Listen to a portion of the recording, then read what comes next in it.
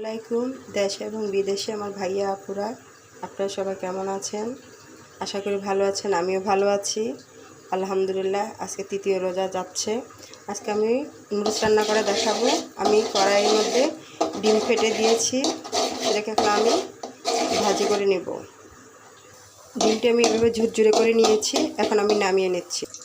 এখন আমি তেল দিয়ে দিয়েছি, তেলটা গরম হয়ে আসছে, আমি পেঁয়াজ দিয়ে দিচ্ছি। এখন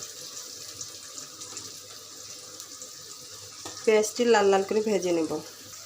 পেঁয়াজটা হালকা লাল লাল হয়ে আসছে, এখন আমি এখানে ক্যাপসিকাম, আলু, মটরশুঁটি দিয়ে দিচ্ছি।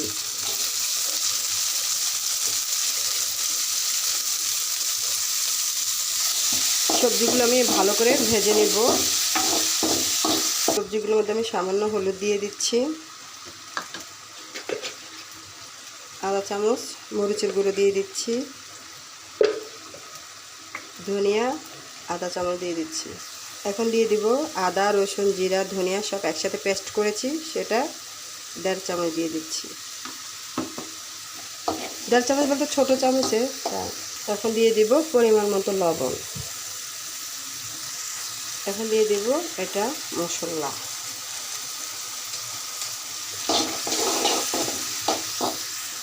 এখন দিয়ে দিব পাকা টমেটো।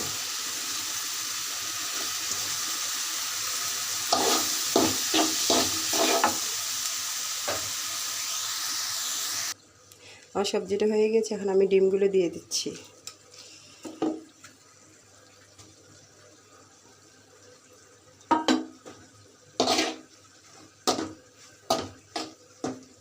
এর মধ্যে আমি নুডলসগুলো দিয়ে দিব।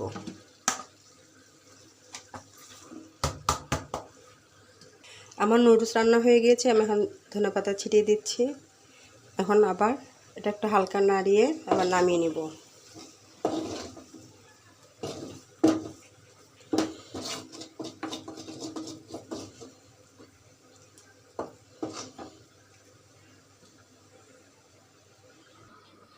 আমার নুডলস রান্নাটি কেমন হয়েছে বন্ধুরা, আমাকে ভালোবেসে জানাবেন, লাইক কমেন্ট শেয়ার করে দেবেন।